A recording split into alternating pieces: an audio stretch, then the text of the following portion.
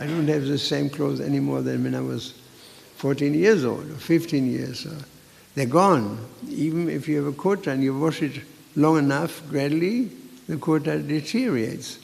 So the living entity in this material world is in this predicament that you have to take a material body as a soul to exist. It's like a space suit.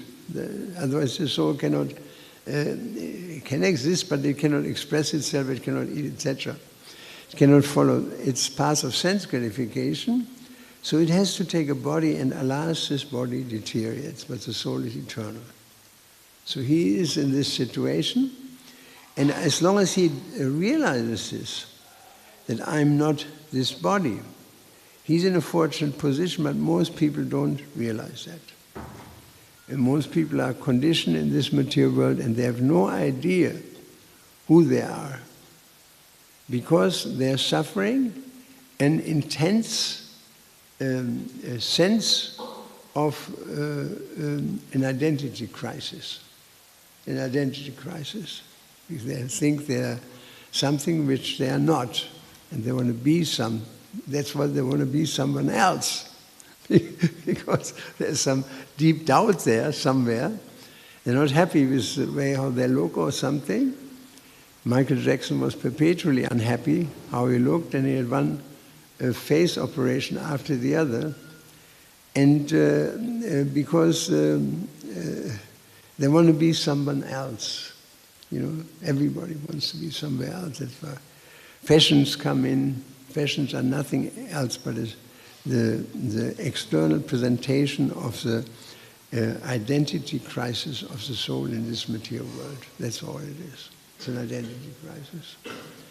And Krishna never suffers an identity crisis, nor those who are in the spiritual world suffer an identity crisis. They know they are spirits. And even in the material world, they know that they are spirits in the material world. And there's this singer, this British rock singer, Sting. Who has ever heard his name? Anybody? Sting. So we visited his concert at one stage in Leixlip, and an island, Leixlip Castle, and we preached behind the stage to him. One devotee, I was still a younger devotee, one devotee, Yadu Vendu, he preached to him in between his act, and he was listening very intensely. And then he said, now I have to go on stage. Put it in one sentence. What is it that you want to tell me? And this boy said that you're a spirit in the material world. And so a few months later we drove down the highway. We are spirits in the material world, spirits in the... He made a song out of it. He never paid a dime to us. Would have been nice. We are maybe beyond a lot of things, but never beyond a little donation. So in any case, this is the truth, that we are spirits in the material world. George Harrison also had a foundation, the Material World Foundation. And through this foundation, the Bhaktivedanta Mena was bought, for example. A lot of things he did through this foundation. So we are spirits in the material world, but we do not know because we are in ignorance. And religiosity in general is in ignorance. That religiosity that Krishna asked us to give up, Sarva Dharma and Prityaja, that's not Sanatana Dharma. So Sanatana Dharma you cannot give up because it's Sanatana, right? We cannot give up our Dharma as soul, we cannot give up, but you can give up temporary ideas of Dharma, and you will give them up. So in mundane religiosity there is hardly any knowledge of God, hardly any knowledge. There's hardly any knowledge of the soul. Hardly any knowledge. You know, it's not there. We are not here to belittle it, but even Prabhupada, he had very strong words. It comes out of the discussion with the Kazi. When Lord Chaitanya spoke with a cousin, a Muslim cousin, his uncle. He said that, my dear uncle, your scriptures are not very perfect. They're full of faults. And the Qazi was enlightened enough, he agreed to that. He said, yes, that's a fact. So then Prabhupada wrote this wonderful purport in Srimad Bhagavatam, Chaitanya Charitamrita. The Shastras of the Yavana or meat eaters. So from there I can understand that I, Prithu Das, is born a Yavana. Now, I'm not upset about that. Somebody says that, well, Yavanas is a low-class race. I agree to that. I have no problem with that at all. You know, in America you say women are less than men. They immediately become furious, infuriated. But it's true, there are grades of forms, of human forms. And so Yavanas, in generally, they are meat eaters, and they have no culture, and their scriptures are not eternal, like Prabhupada said.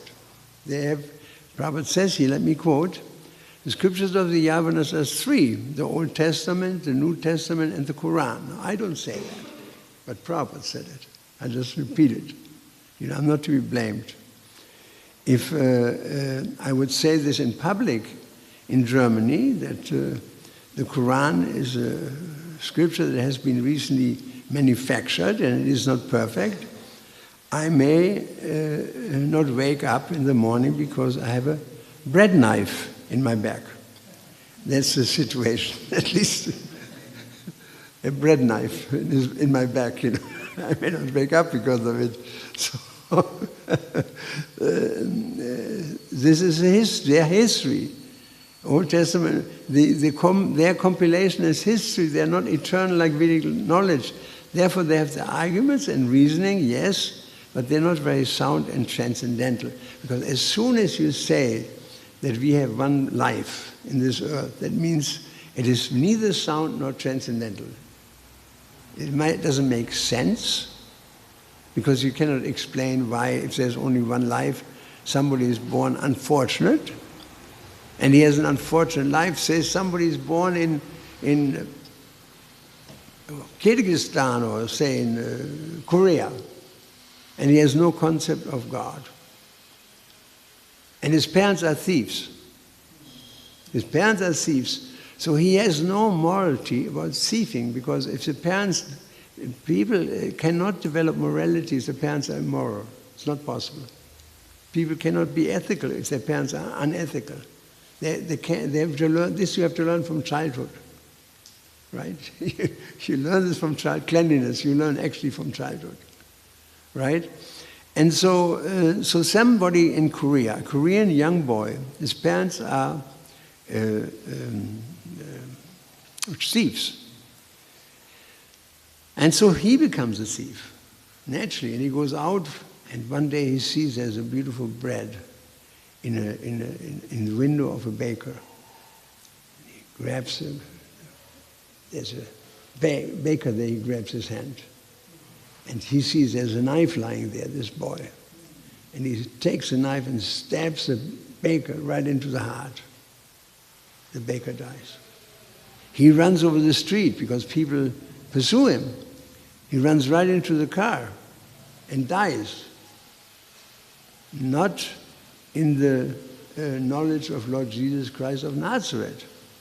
And so according to Christian teachings, what is his hope? He doesn't die in a state of grace. This man had no chance. Right from the start, he's born in a family of thieves. His whole life he lives like that.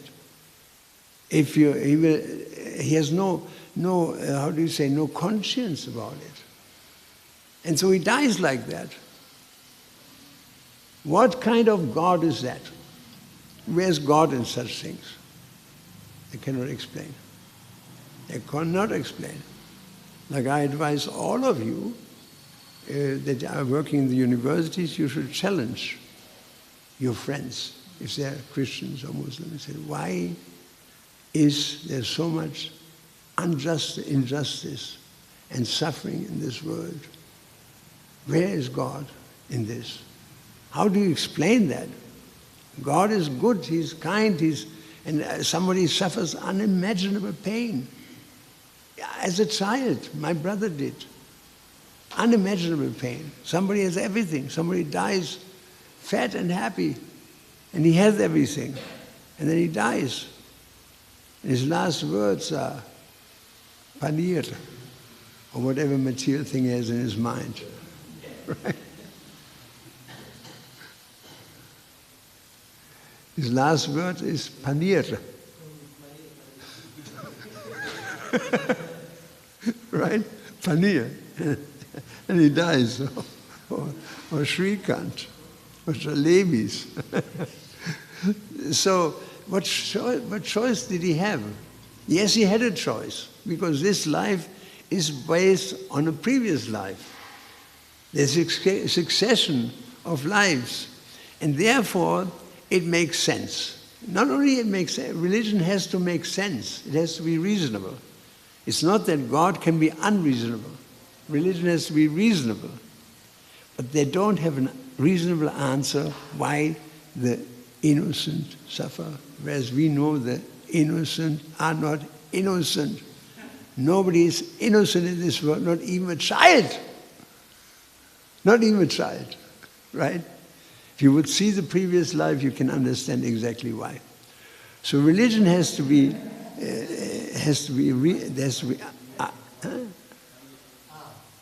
be argument and reasoning, but they're not very sound. That means logic, reason, argument. It doesn't make sense, nor are they transcendental. It means transcendental has no beginning. Let me find out. I have something here of Bhaktivinoda Thakur. You have to hear this. Oh. Srila Bhaktivinoda Thakur said, thinking about the virtues and faults of this world, some moralistic monarchists, they're monarchists, but they're moralistic, moralistic conclude that this material world is not a place of unalloyed pleasures. Indeed, the suffering outweighs the pleasures. They decide. And the material world is a prison to punish the living entities. If there is punishment, there must be a crime. If there were no crime, there would be no punishment. What crime did the living entity commit? Unable, because you cannot, if you don't understand previous life, you cannot understand what crime did a living entity commit, that he has to suffer like this. Unable to properly answer this question, some men of small intelligence gave birth to a very wild idea. A very wild idea. Now it comes. We have never heard that before. God created the first man and placed him into a pleasant garden with his wife. Then God forbade the man to taste the fruit of the tree of knowledge.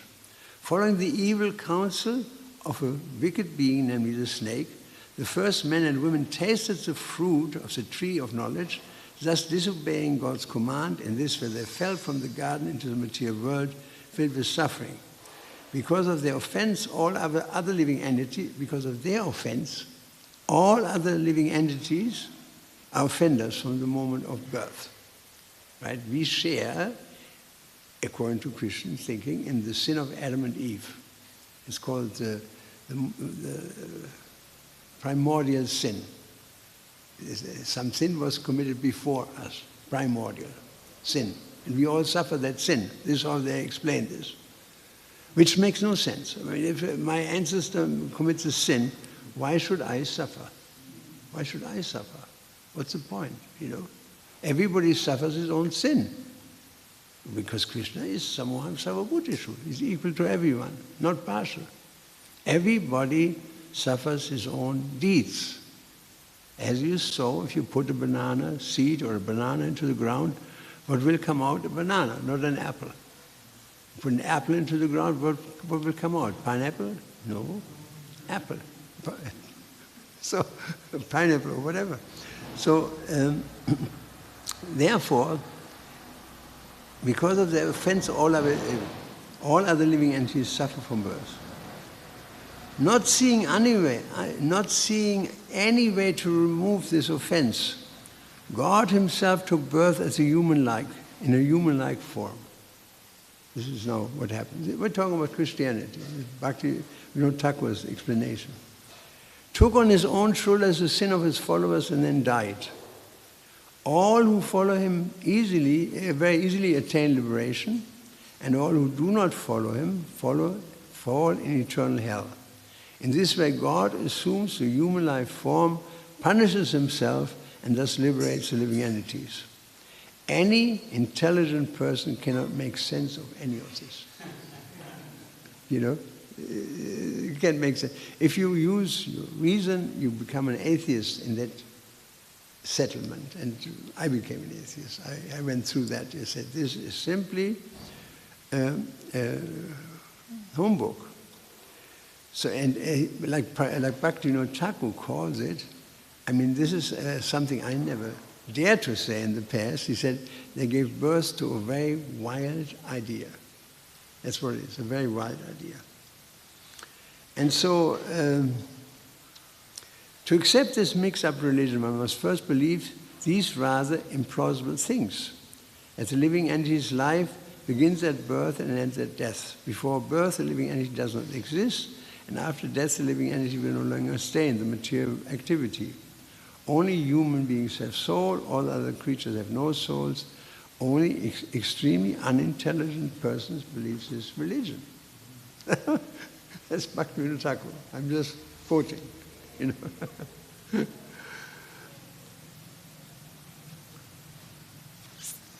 So it goes on more. I don't want to read this now. But he goes, why do animals have no soul? Why is one person born in that situation, one person born in that situation? Their religions to say that God seems to say that God is irrational and that he is unfair. That's what it comes down to, that God is irrational and unfair. Somebody has everything, somebody has nothing, somebody suffers for no reason. For no reason. All of a sudden you suffer. Even a human being, if he's a judge, his judgment is more sound and fair in a petty session court, right? He judges according to the deeds. This person, he stole something, all right, for that. He looks in the book, for this you get 3 months. And this person who did that, you get that. And so it is reasonable. The judgments are supposed to be reasonable, right? But when it comes to God, he can be concluding or passing the most unreasonable sentence at a child just being born, like my brother. With 3 years, what has he done in his life? Nothing bad. He never stole, he never lied. And so then he gets hit with cancer, and the next 4 years he's suffering like a dog, because his skull has to be opened again and again, take another piece out, and again and again and again he suffers and finally dies. And we were foolish, because we should have let him die in the beginning. That would have been much better for him, So, this is the thing. Let me read it. In this religion, the living entity is not spiritual in nature. By his own will, God creates the living entities out of matter. Why are the living entities born in very different situations? The followers of this religion cannot say. Why is one living entity born in a house filled with suffering, another one living entity is born in a house filled with joys, another living entity born into a house of a person devoted to God, another living entity born into a wicked atheist house? Why is one person born in a situation where he is encouraged to perform pious deeds, and he performs pious deeds and becomes good? Why another person born in a situation where he is encouraged to sin, and he sins and becomes bad? I saw a poster, I already told you that, on the huge festival in America, where all these alternative people gather in the desert of California, and the Burning Man Festival, about 40,000 kids young people, entrepreneurs, not old people, they don't go there, but young people, 40 years, and they go there. And a huge poster was out there, unless we sin, Jesus died for nothing. So we have to sin as much as possible. Otherwise, he didn't die he didn't have a cause to die. So let's sin. Like there's a song, let's dance. So let's sin as much as possible. Otherwise, Jesus died for nothing. You see, it has become so perverted and away from reality that people ask questions. Why? Mudas. Because they are mudas. Namam duskritino mudha. You may be a highly intelligent philosopher, a mundane philosopher, a great thinker like Albert Einstein. But when it comes to spiritual life, that section that governs spirituality is like the size of a moonbeam in comparison to the rest of the brain. And so therefore people cannot understand. They just cannot understand because their brain is like a buffalo. Buffalo cannot understand. You can preach to buffalo up to the end of Kali Yuga and understand you're a buffalo and you should come to the human form. But it doesn't work because he cannot understand. Krishna says some look at the soul as amazing, some describe him as amazing, some hear of him as amazing, others can't understand. And that's the majority of mankind. You can't understand. India is different. It's a blessed land. People are born here with common sense. In Western countries, common sense is not common.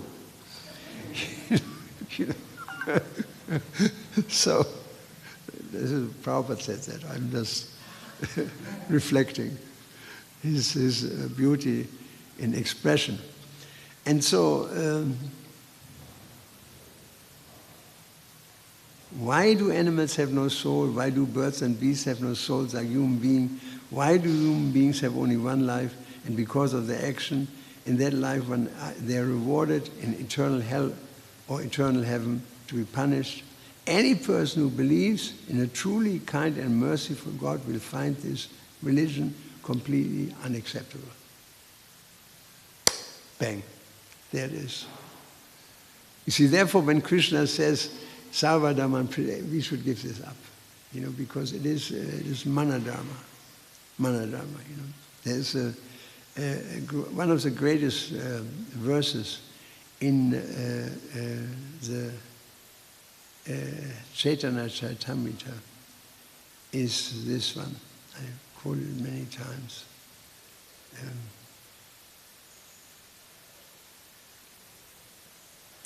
No, it's not that one. Give me one moment. It's worth it.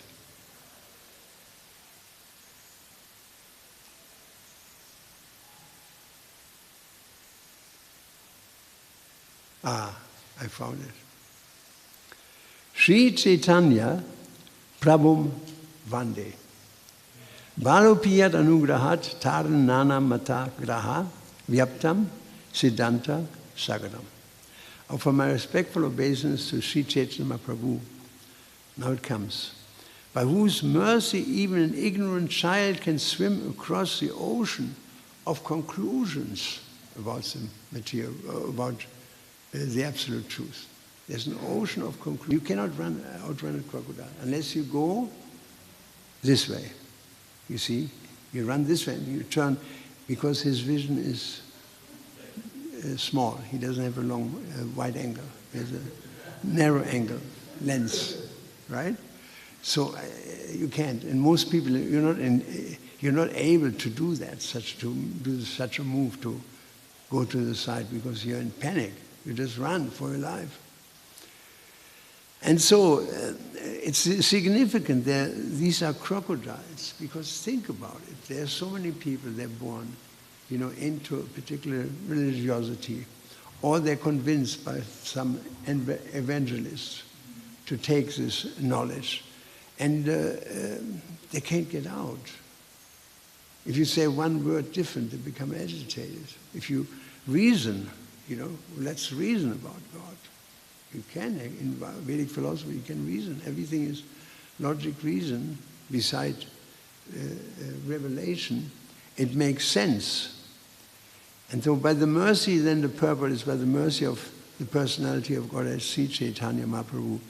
Even an inexperienced boy with no educational culture can be saved from the ocean of darkness, which is full of the various types of philosophical doctrines that are like dangerous aquatic animals. The philosophy of the Buddha and the argumentative presentation of the Jnanis, the yoga system of Patanjali and Gautama, and the system of philosophers like Kanada, Kapila, and Dattatreya are all dangerous creatures in the ocean of nations.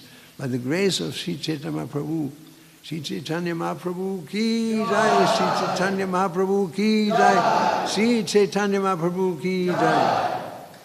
By the grace of Sri Chaitanya Mahaprabhu, one can have real understanding of the essence of knowledge, just like this wonderful Veda, Veda, Aveda, this Achintya Veda, Veda Tattva. I mean, such a perfect understanding of there's oneness with us, with God at the same time. Thank you very much. There's big difference also. You see, we understand this by this simple, but very profound formula. By the grace of Sri Chaitanya Mahaprabhu, we can have real understanding of the essence of knowledge, and by avoiding these sectarian views and accepting the lotus feet of Krishna as the ultimate goal of life, let us all worship Sri Chaitanya Mahaprabhu for his gracious mercy on the conditioned souls. It is wonderful, you see, because we are jiva, and no living entity is. There is actually, we read this the other day, there's only one living being in the ultimate consideration. There's no second entity, Prabhupada said that. There's only God. It's the only living being there is, and we are just his parts and parcels.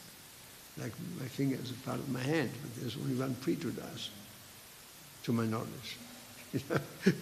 And so there's only one, and there people are either Vishnu Tattva or they are Jiva Tattva, one of the two things. There's nothing in between.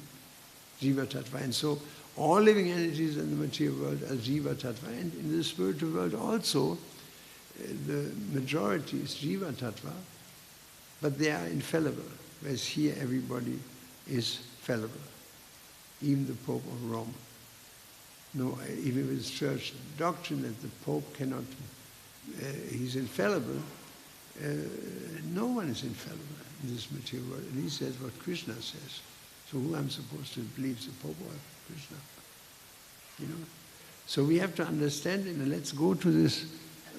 Excuse me, when I have the tendency to go so far away sometimes from the original, because I can't help it to philosophize a particular statement and start philosophizing about it.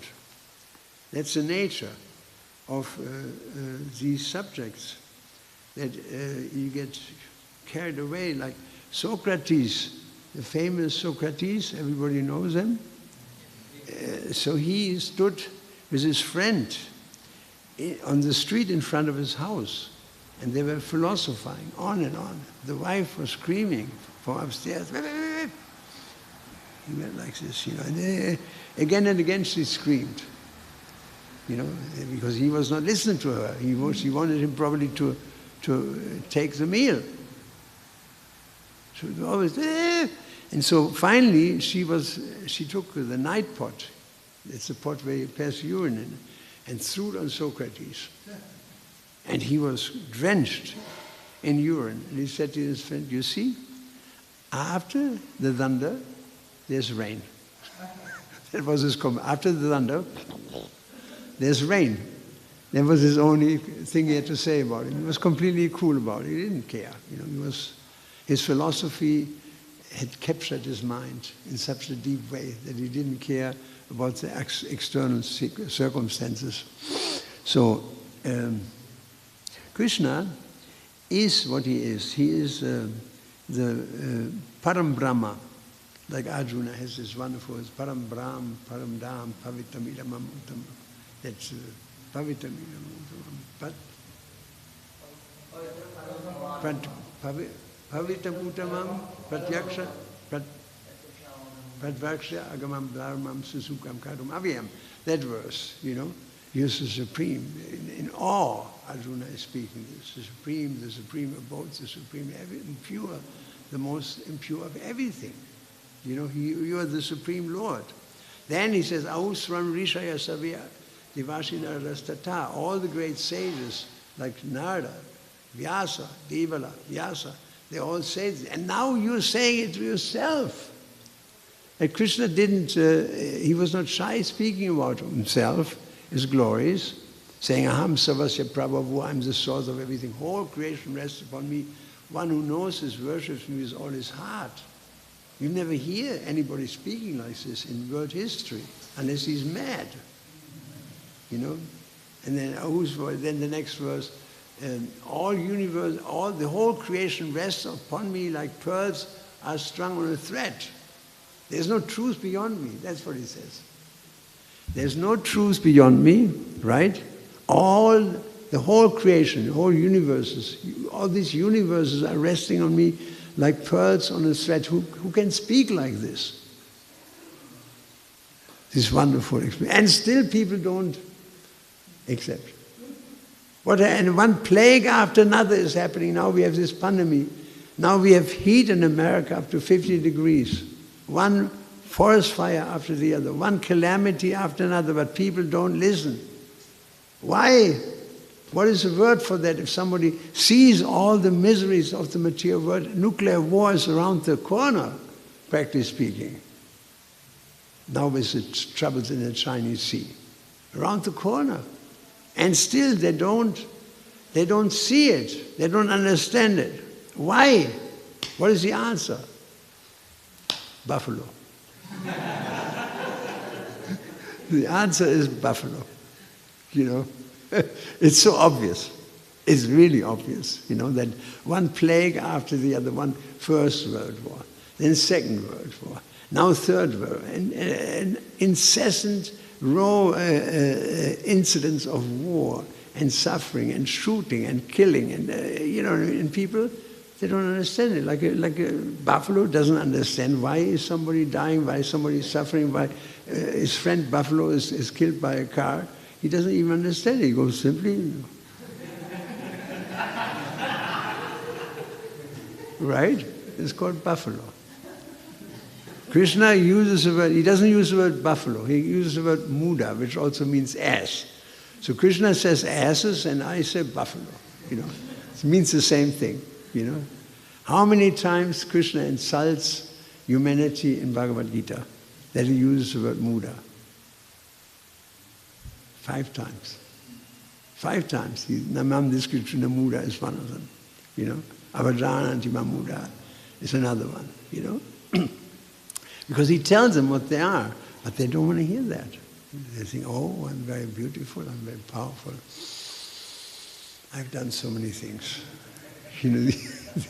Right? I've done so many things. Look at me, like little children. Little child is standing on his head, he says to his father, look at me, look at me, look at me. Like children. The whole world is childish. It's so childish, And they don't recognize, in this way, they don't recognize that the Supreme Lord has moved between us and he will move again between us because religion deteriorates. He is a maintainer of all living entities. It's not anybody else, ultimately. If you can think of something wonderful, that energy, that power comes from Krishna. Yesterday I was talking about that. We are all like little light bulbs. Just a light bulb. The light bulb in itself has no light. But then it can be manipulated by a switch, ultimately by the power station. So Krishna gives every living entity a certain amount of light. And when there's a need to do something important, then it will increase. When it fits his plan, it will increase. And so then somebody becomes a big demon, because Krishna increases demonic capabilities, you see? And people say, oh, I did something. But Krishna says, I'm the strength of the strong. the power of the powerful. I'm the intelligence of the intelligence. He is that. That's why somebody is able to do wonderful things, another one is not doing anything. Somebody is very strong, somebody is not strong. Somebody is weak. This is because Krishna can decrease and increase the capacity, intellectual capacity or physical or mental capacity at every, not only can, he does that at every moment. You know, he does that. Or the physical. You know, now when Vidura, when he met Dhritarashtra, what did he tell him? He said, my dear uncle, your teeth are loose, right? You're coughing up mucus, and you're hard of hearing. That's me. You know, I have all these symptoms. I have only a few teeth in my mouth, although it looks beautiful, all Hollywood. And I cough up mucus, yes, and I'm hard of hearing. Anybody who is with me can attest to that I have to ask sometimes 5 times, what is that? What did you say? So that's old age. Krishna decreases the capability of the body as time goes on. It's unavoidable. So we are all under Krishna's control. And therefore, it says here that Nitya Nityananam Chetanasya Chetananam, he maintains all living entities. It's him. You know, that's why we are maintained, that's why we are speak. Somebody can speak beautifully, somebody, when you ask him a question, I don't know. I don't know. I have no idea. See, people are bewildered like this, you know. Krishna is not dependent on others. We are depending on others at every moment. You know, I mean, the air, for example, Krishna can take the air away. You know, it can be turned into a hurricane, the cane of Hari. Krishna's cane to punish is a hurricane, you know. And we can say flood. In Germany, yesterday 70 people drowned in Germany because there's a flood. 70 people, you know, unheard of in the history of Germany. The flood came so fast, hundreds of houses collapsed on top of these people that died in the middle of night, you know. So Krishna can do anything. We are depending on his goodwill that we wake up in the morning in one piece. Every morning we wake up in one piece, we say, I'm still here. I have another day to chant Hare Krishna, perform devotional service, eat prasadam in the association of the devotees. So he's not dependent on anything, we are. If the sun doesn't rise, good luck. If it's raining all day, you know, even if you're strong, you get sick. Who got sick in the last days? Anybody? You got sick? Yes, you did. I heard. You got a cough. You know, so people get sick. There's nothing they can do about it. All of a sudden, his life is destroyed from one moment to another. Krishna is independent. Swarat. So he says that Kapila appeared as a son of Kadama, but because Kapila is an incarnation of the Lord, Kadama Muni, the father, offered him full respectful obeisance in full surrender. That is what Prabhupada said. Hare Krishna. And Prabhupada ends up, fools and rascals called mudas consider him one of them, and therefore they deride him. They refuse to accept Krishna as the Supreme Personality of Godhead because they cannot understand him. In Bhagavad Gita, Krishna says, avajaranti mamuda. You know, and not only they're unintelligent, they can be quite nasty demons, you know, like one friend of mine, Manidhara, a huge book distributor. We went on book distribution together, and he had a toothache. There was a hole in his tooth. And so he went to the doctor, next tooth dentist.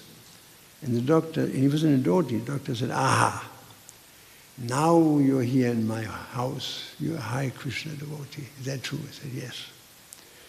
So what's your philosophy? And he said, we believe in the soul. The soul does not exist, the man said. There's no such a thing like soul.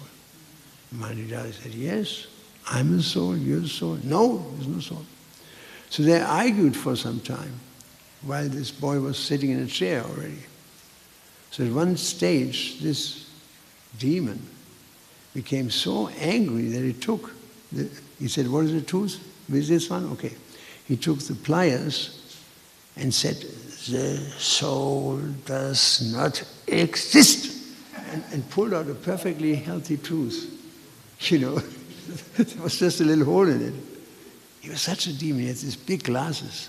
Manidhara told me, the soul does not exist. And Manidhara laughed so loud he couldn't believe it. I mean, it was painful, but the blood of his was all over the doctor, actually, you know, because people are such demons, you know, that they cannot, if you don't agree with them, demons become very agitated, very angry, right? They can do all kinds of things to you. Just like Kamsa is a classical example, and so many classical examples of demons who put somebody, because he doesn't agree with him, immediately into misery, into a working camp or concentration camp. You know, my father himself, he was coming out of church. He was a religious man. And the Gauleiter, the top Nazi of the city, is standing right there with his top man. And it's not a big town. Everyone knew my father because he had a big shop. And so this Gauleiter says, Heil Hitler, Mr. Brinkmann. My father said, you also can say Greek God. Greek God, because that's the general way how people greet each other in Germany. Greek God. Greek God. You can also say, my father said, you can also say Greek God. The man looked at his people, left and right. Next night they came for him at 2 o'clock. Destroyed all the windows of the shop, you know, dragged him out of bed and clubbed him down with a bag of rifles into the truck and drove him into the concentration camp. Just because, huh? My father, yeah, in front of my mother, yeah, sure. Yeah, in front of the children. I don't remember, I was too young, but others, you know, I mean, just because of not agreeing with him, my father was tortured for a long time, every night, you know. It's outrageous what people are able to do. If you think about I could talk about the cruelties of the Roman Empire, but we don't want to do this here in front of the Lord. What are people able to do in these amphitheaters? What were people do in the war? What the Germans did to the Russians when they fell in the villages? What the Russians did when they came back in Germany? It's just unbelievable. Somebody pushes a button and 70,000 people go up in flames, you know. It's just unbelievable how demonic people are, because they're not purified from the influence of material nature. They don't chant Hare Krishna, Krishna Krishna, Hare Hare. Krishna Krishna Krishna, Hare Hare. Hare Krishna.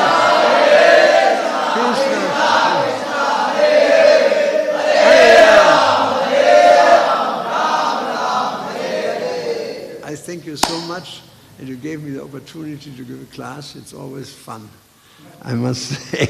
Do you have any questions? Yeah. Please, Bihari Lal, the son of Bihar, speak.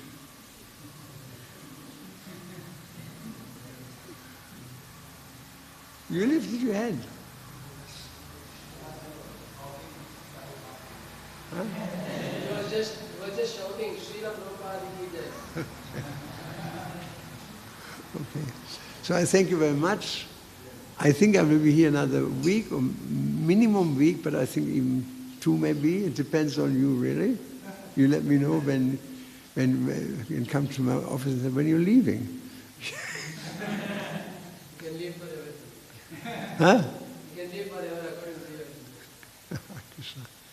Srila Prabhupada ki jai, Srila Prabhupada ki jai. Go Premananda.